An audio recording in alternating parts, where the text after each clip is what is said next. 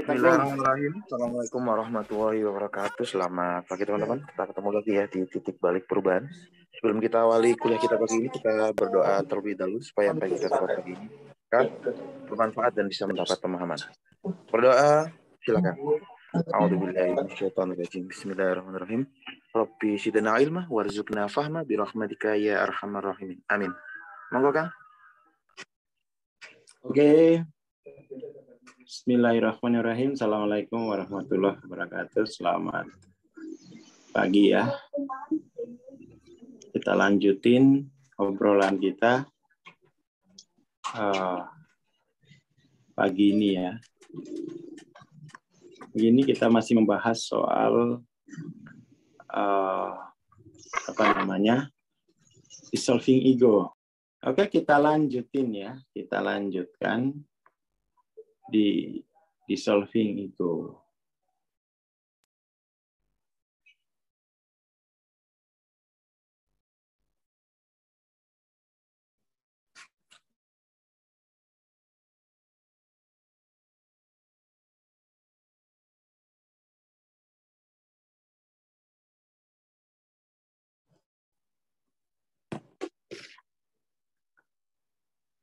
Kalau mungkin di bukunya 129 gitu ya.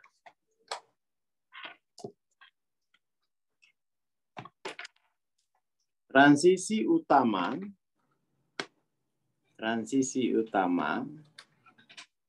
terjadi ketika pemikiran konseptual ditinggalkan bersama minat terhadap mengalami atau mengidentifikasi dengan sisi ego atau diri orang yang mengalami dan fungsi pemrosesannya. Jadi pertama-tama kan kita dalam dimensi 3. Dalam dimensi 3 ini tidak ada kesadaran akan konseptual gitu ya. Jadi semua itu yang tersadari itu adalah sensasi. Jadi dimensi 3 itu kesadaran akan sensasi. Ya sensasi kita akhirnya akan terombang-ambing dari satu sensasi ke sensasi lain. Dari sensasi kesenangan ke sensasi penderitaan. Itu awalnya begitu. Lalu kemudian kita naik melampaui sensasi ke kesadaran akan konseptual gitu ya. Jadi ruang konseptual. Jadi bisa dibilang itu dimensi ketiga ini ruang sensasi. Lalu naik ke kesadaran ruang berikutnya yaitu ruang konseptual gitu ya. Ruang konseptual. Nah, pada akhirnya setelah pada level tertentu ruang konseptual ini pun juga harus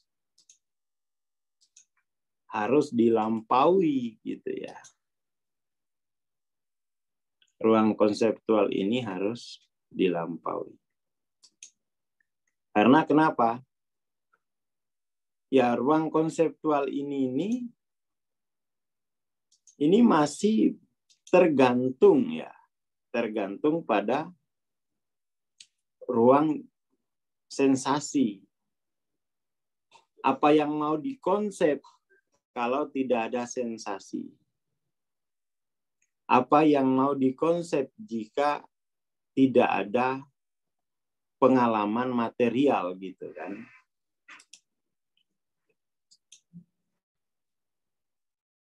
Jadi konseptual itu adalah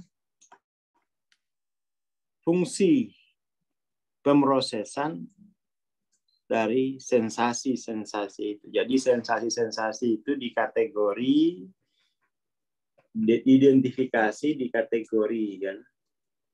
Biar kemudian tuh sensasi tadi tidak menjadi teror.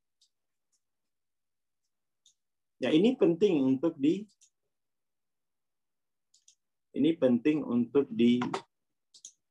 dilalui gitu ya. Penting untuk dilalui. Jadi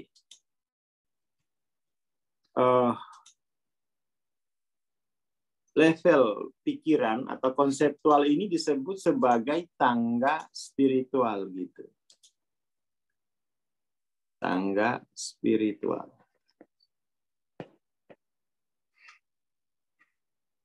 Karena nggak mungkin langsung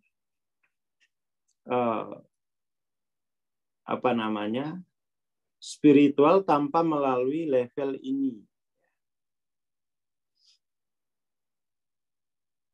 Jadi kalau di dimensi 3 itu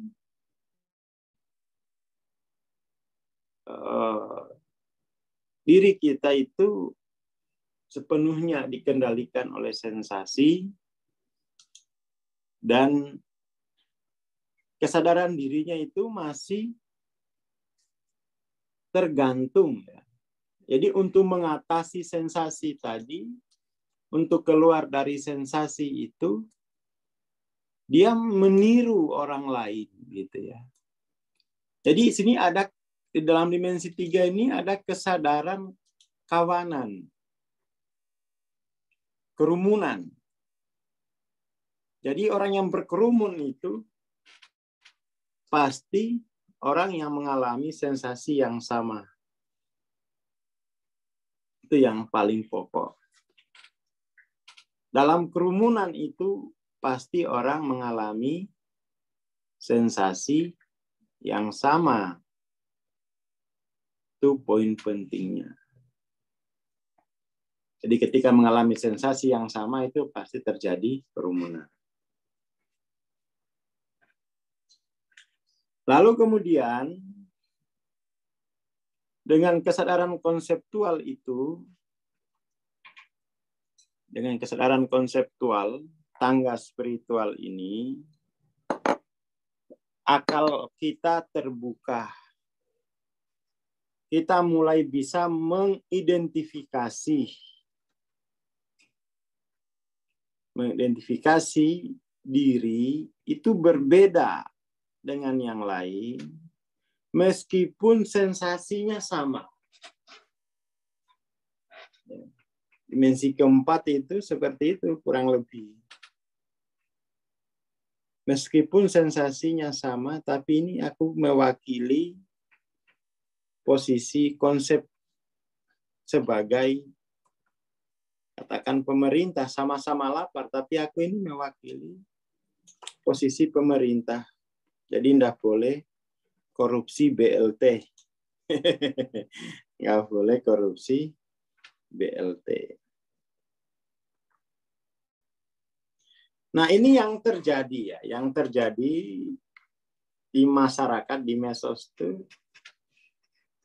kaum sensasional itu dikumpulkan ya, jadiin pasar. Makanya kemudian dipicu terus tombol emosinya. Biasanya rasa takut dan keserakahan kan, hasrat. Rasa takut dan keserakahan. Sehingga kemudian tuh dia tidak orang yang bermental kawanan, bermental kerumunan, dia tidak akan mampu mengidentifikasi dirinya sebagai individu yang merdeka. Dia tidak akan mampu itu. Jadi kalau tahapan dia tidak bisa memahami dirinya secara konseptual, tidak bisa mengidentifikasi dirinya sebagai individu yang berbeda di tengah-tengah kerumunan, udahlah. itu nggak usah jauh-jauh kita ngomongin spiritual. Pasti ngomongin dogma spiritual. Itu udah pasti. Yang dicari hanya fenomena sensasi. Yang diceritakan tuh hanya fenomena berupa sensasi. Tetapi dia tidak mampu mengidentifikasi dirinya sebagai yang berbeda dengan sensasi. Karena ketika dia mampu itu, dia berada sebagai di tangga spiritual pertama, yaitu sebagai pengamat. Ini penting, ya. Ini penting. Dan masyarakat kita ini memang tidak diberi kesempatan untuk merenung, untuk mengidentifikasi dirinya bahwa saya ada. Jadi rasa saya ada ini kan rasa yang otentik, rasa nggak bisa, bukan kerumunan ini. Rasa otentik, ya. Nggak ada kesempatan untuk mengalami pengalaman spiritual pertama ini, yaitu saya ada. Selalu terus-menerus ketakutan untuk keluar dari pola kawanan. Maka kemudian tuh cara terbaik ya yang saya lakukan untuk keluar dari tarikan, dorongan massa, tarikan dorongan sensasi, itu adalah membaca. Ya, membaca buku. Dengan membaca buku, saya bisa membedakan bahwa saya ada. Dan adanya saya ini berbeda dengan kawanan sekeliling saya, gitu kan. Jadi membaca itu bagi saya itu sama dengan suluk. Sama dengan suluk. Karena saya keluar dari proses mengalienasi diri terus-menerus. Jadi ketika orang bermental kawanan, haho-haho gitu ya, itu dia pasti akan terus-menerus mengalienasi dirinya. Lah gimana mau spiritual kok mengalienasi diri? Padahal pada tahap tertentu dalam proses spiritual, diri tadi itu harus memperagakan Tuhannya. Lah kok dialienasi terus?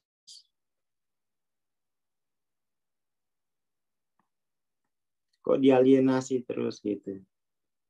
Ternyata akalnya belum aktual gitu ya. Belum aktual. Saya dulu pernah cerita ke Mbak Ahmad. Mbak Ahmad itu guru saya. Orang Indonesia ini nggak usah tinggi-tinggi diajarin spiritual. Diajarin aja dulu level-level dimensi keempat ini. Biar akalnya tumbuh, biar nggak bermental kawanan gitu. Nggak usah tinggi-tinggi. Jadi biar dia paham bahwa dirinya itu ada dan adanya itu berbeda dengan ada yang lain. Itu sudah cukup, kata Mbak Ahmad, untuk masyarakat Indonesia ini. Saya pikir-pikir, oh iya ya. Karena memang dari kecil itu, kita tidak diizinkan untuk menjadi merdeka. Berbeda dikit ditegur. Ya kan? Berbeda dikit tuh ya dicurigai. Ini pasti udah aliran sesat. Oke ya, jadi itu meskipun harus ditinggalkan, tetapi bukan berarti tidak dilalui gitu loh. Untuk Indonesia memang level dimensi keempat ini harus dihidupkan akalnya itu. Karena memang betul-betul tuh belum berakal gitu. Tapi sudah balik. Nggak tahu kapan akal itu muncul dia. Hidup itu kapan akalnya. Juga nggak bisa bedain mana intelek, akal ya. Mana kolbu misalnya. Dia nggak ngerti, wong nggak sadar. Nggak sadar. Taunya dia sadarnya itu kalau mengikuti yang lain. Menjadi follower maka saya ada.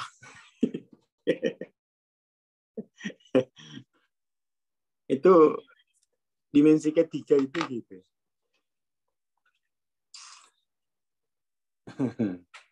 Jadi saya menjadi follower, maka saya ada. Artinya sensasi ya. Menjadi follower itu kan emosinya diaduk-aduk. Diaduk-aduk. Jadi dia tidak mampu mengidentifikasi adanya sendiri gitu loh. Setelah sensasinya dipicu baru dia ada.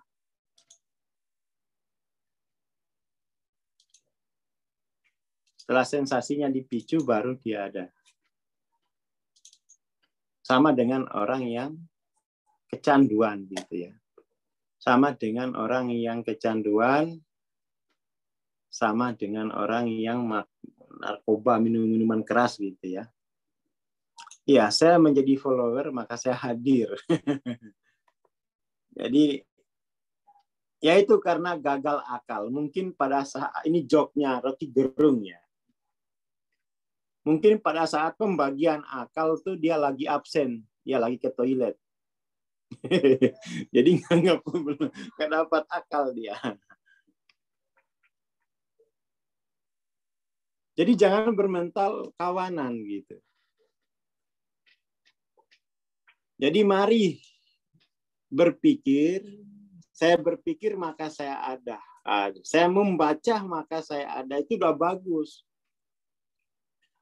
Artinya kita keluar dari mental kawanan. Tetapi ini pun harus dilampaui. Karena ketika kita mengidentifikasi diri dengan pikiran, kita akan menemukan bahwa diri kita itu, akar diri kita terjebak di dalam ruang. Kita akan menemukan dua hal setidaknya. Kita adalah individu sekaligus anggota masyarakat. Jadi ketika orang itu mengidentifikasi diri, ketika akal itu mulai tumbuh, dia sadar bahwa saya ini individu di dalam masyarakat.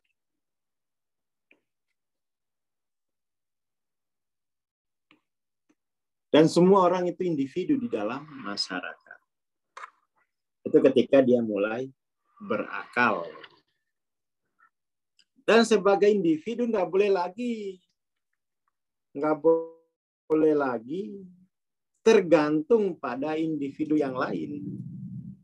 Nah ini yang masih dapat kiriman ini ya belum berakal itu, atau akalnya masih lemah, masih ditanggung. Loh, apa bedanya? Individu dengan individu itu sama ya. Karena kita mengalami keindividuan kita itu melalui proses identifikasi melalui akal. Merdeka kita sebagai individu. Ya kan? Jadi ini tahapan yang harus ya sesuai pesan Mbak Ahmad. Untuk Indonesia itu tolong, minta tolongnya itu tolong dibebaskan dulu dari mental kawanan ini. Iya kelihatannya kuat tapi rapuh kalau kawanan itu. Kelihatannya banyak tapi rapuh. Karena bermental kawanan. Akan kalah dengan satu orang yang betul-betul mampu menyadari dirinya. Akan kalah. Jadi ini untuk apa ya? Ya ini saudara-saudara kita ya. Ini kan kita tiap hari kita ngobrolin.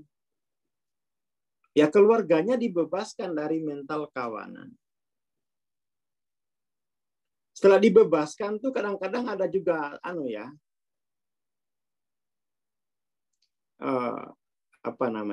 setelah dibebaskan tuh dia harus sadar bahwa dia adalah individu gitu. Individu yang sama dengan individu yang lain. Nggak boleh lagi tergantung baik dari sisi finansial, biar dia menjadi dewasa gitu. Kadang-kadang itu juga orang tua, enggak, kasihan anak saya. Lah ya itu, transferan mengalir terus, akhirnya anak tidak punya kesempatan untuk, atau ketika transfer mengalir terus, itu sama dengan membantu anak untuk terus-menerus mengalienasi dirinya. Nah, ya toh. Jadi ketika saya melihat itu di gejala di Indonesia itu ada semacam ini gitu loh. Jadi orang tua tidak sadar telah berkomplotan dengan anaknya untuk terus-menerus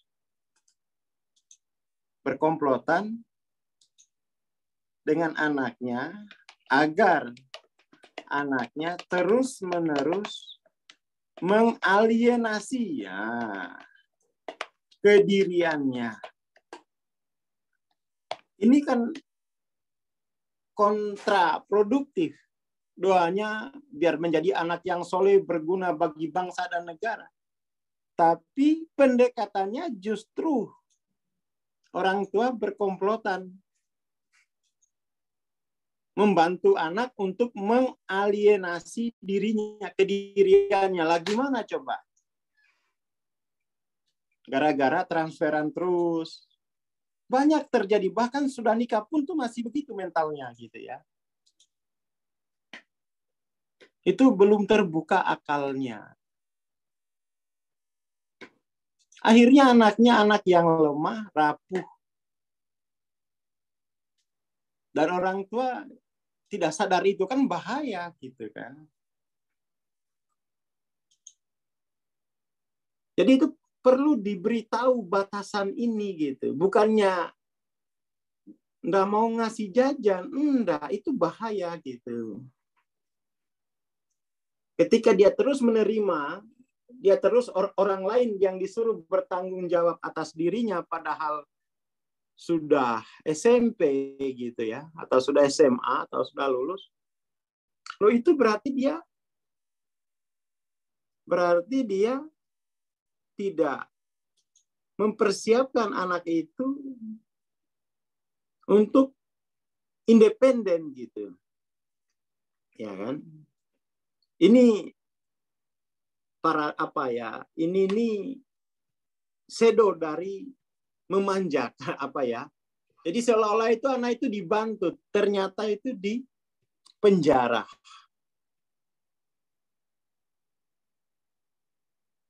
Banyak itu seperti itu. Banyak. Makanya bangsa kita ini ya LOC-nya di bawah 200. Kadang-kadang ya sudah kuliah aja masih subsidi. Ya kan? Subsidi. Ya itu bagus. Tetapi ada dualitasnya gitu ya. Ada dualitasnya apa? Dualitasnya apa? Anak ya tidak punya kekuatan untuk mengidentifikasi dirinya sebagai individu yang mandiri. Ya, mengalienasi kedirian anak berkedok kasih sayang gitu ya. Jadi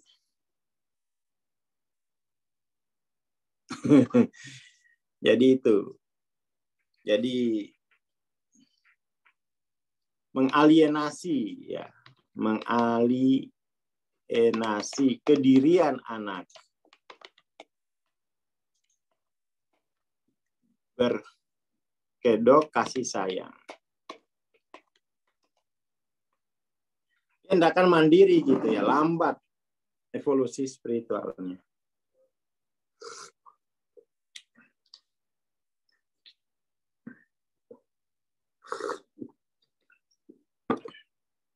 Jangan sampai.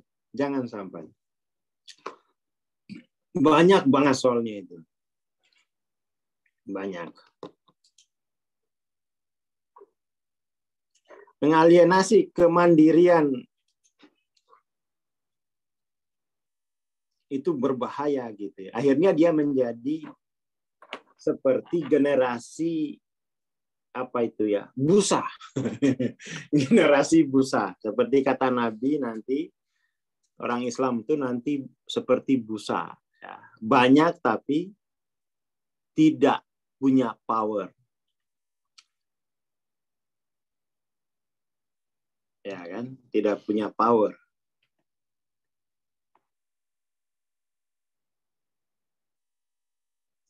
Ya betul. Pemerasan emosional itu pasti. Maka anaknya itu suruh membaca. Dipastikan anak itu membaca. Biar dia punya pengalaman kemandirian gitu. Akhirnya setelah menikah, merepotkan mantri Bank Mandiri. Nah, ini bahaya kita ini ya. Bahaya. Termasuk diajarin how to itu tuh mengalienasi kedirian. Di dunia pengembangan diri saya curigai juga. Dunia pengembangan diri kita itu saya curigai. Justru orang tidak dibawa kepada kemampuan mandiri. Kulaan how to ya kan? Selalu kulaan how to.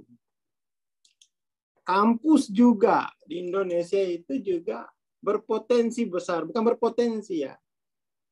Tidak mengajarkan kemampuan berpikir,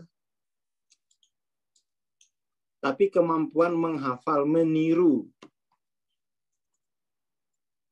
Jadi memang ini berat sekali ini ya, berat sekali bangsa kita ini 200. Karena itu tadi akalnya belum dihidupkan, belum akil dia. Belum akil, sudah balik.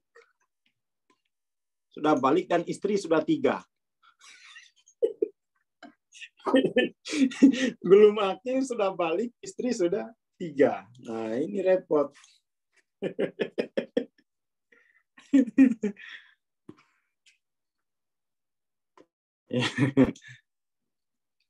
Oke ya, itu dulu saya kira pagi ini. Anak-anak diwajibkan aja itu membaca biar dia mandiri. Biar mampu mengidentifikasi dirinya sendiri gitu. Tidak mengidentifikasi dirinya melalui sensasi kawanan gitu ya. Tidak mengidentifikasi dirinya melalui sensasi kerumunan. Jangan. Alasan tepat untuk menjomblo. Aduh.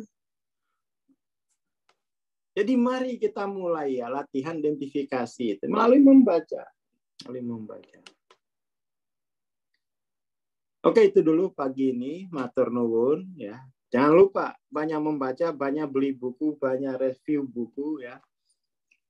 Jangan banyak bergumul dalam kawanan. Assalamualaikum warahmatullahi wabarakatuh. Waalaikumsalam warahmatullahi wabarakatuh. Terima kasih Bang Asar. Terima kasih teman-teman. Jangan lupa ya, segera order buku kalau yang belum punya. Terima kasih. Wassalamualaikum warahmatullahi wabarakatuh. Kita bertemu besok pagi. Selamat pagi.